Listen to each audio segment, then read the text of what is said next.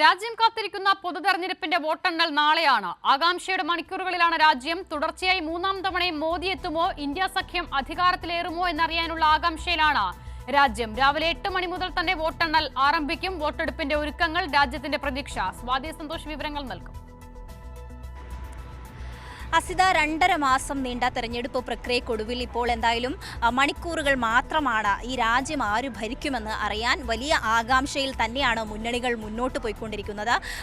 ഈ മാസങ്ങളോളം നീണ്ട പ്രചരണത്തിനൊടുവിൽ ജനവിധി എങ്ങനെയായിരിക്കും, ആർക്കൊപ്പമായിരിക്കുമെന്നറിയാൻ മണിക്കൂറുകൾ മാത്രമാണ് ബാക്കിയുള്ളത്.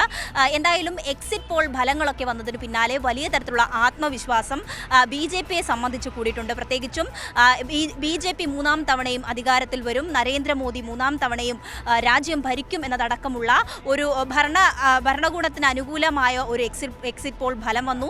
അതിന് പിന്നാലെയാണ് BJPക്ക് വലിയ തരത്തിലുള്ള ആത്മവിശ്വാസം കൂടിയിട്ടുണ്ട്. പ്രത്യേകിച്ചും ഇന്ന് JP നദ്ദയുടെ വസതിയിൽ ഒരു യോഗം ചേരുകയുണ്ടായി.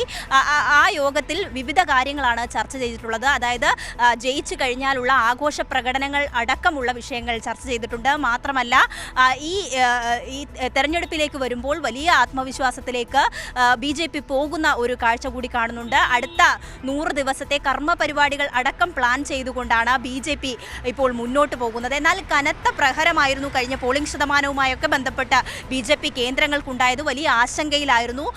പരാജയ ഭയമൊക്കെ നിലനിൽക്കുന്ന ഒരു സാഹചര്യത്തിൽ എക്സിറ്റ് പോൾ ഫലത്തിന് പിന്നാലെ മാത്രമാണ് ഈ ഒരു ആത്മവിശ്വാസം ഈ കേന്ദ്രങ്ങളിൽ ഉണ്ടായിട്ടുള്ളത്. അതേസമയം ഇന്ത്യ മുന്നണി ഈ എക്സിറ്റ് ഫലങ്ങളെയൊക്കെ തള്ളിക്കൊണ്ടാണ് രംഗത്ത് വന്നത്. എക്സിറ്റ് പോൾ ഫലം എല്ലാ കാലവും വിശ്വസിക്കാൻ കഴിയില്ല. പ്രത്യേകിച്ചും ഇതിൻ്റെ ആധികാരികത സംബന്ധിച്ച വിഷയങ്ങളൊക്കെ തന്നെ വലിയ ചോദ്യമായി തന്നെ മുന്നിലുണ്ട്. പ്രത്യേകിച്ചും ഈ എക്സിറ്റ് പോൾ ഫലങ്ങളൊക്കെ അമ്പേ പാളിയ ചരിത്രം നമുക്ക് മുന്നിൽ നിൽക്കുന്നുണ്ട്. 2004 ഉദ്ധരിച്ച് പറയുകയാണെങ്കിൽ 2004 വലിയ വിജയം NDAക്ക് ഉണ്ടാകുമെന്ന് പ്രവചിച്ച എക്സിറ്റ് പോൾ ഫലത്തിൽ എന്നാൽ പിന്നീട് ഫലം വന്നപ്പോൾ നേരെ വിപരീതമാവുകയും 138 സീറ്റിലേക്ക് കുറഞ്ഞ NDA കുറയുന്നൊരു സാഹചര്യം ഉണ്ടായി. ഒറ്റകക്ഷിയായി, ഏറ്റവും വലിയ ഒറ്റകക്ഷിയായി കോൺഗ്രസ് അധികാരത്തിൽ വരുന്നൊരു സാഹചര്യമൊക്കെ 2004 നമ്മൾ കണ്ടതാണ്. അതുകൊണ്ട് തന്നെ ഈ എക്സിറ്റ് പോൾ ഫലത്തിൻ്റെ വിശ്വാസ്യതയാണ് ഇപ്പോൾ ചോദ്യം ചെയ്യപ്പെടുന്നത്. എന്തായാലും ഇതിന് പിന്നാലെ എക്സിറ്റ് പോൾ ഫലത്തിൽ വലിയ വിശ്വാസം BJP അർപ്പിക്കുമ്പോൾ അതിനെയൊക്കെ തള്ളിക്കൊണ്ട് അതിന് വിപരീതമായിരിക്കും ജനങ്ങൾ വിധി എഴുതിയത് എന്നതടക്കമുള്ള ആത്മവിശ്വാസത്തോടെയാണ് ഇന്ത്യ മുന്നണി പോയിക്കൊണ്ടിരിക്കുന്നത്. ഇന്ന് AICC ആസ്ഥാനത്തടക്കം വലിയ തരത്തിലുള്ള ഇതിൻ്റെ ആത്മവിശ്വാസം, വിശകലനങ്ങൾ, ചർച്ചകളൊക്കെ പുരോഗമിക്കുന്നുണ്ട്.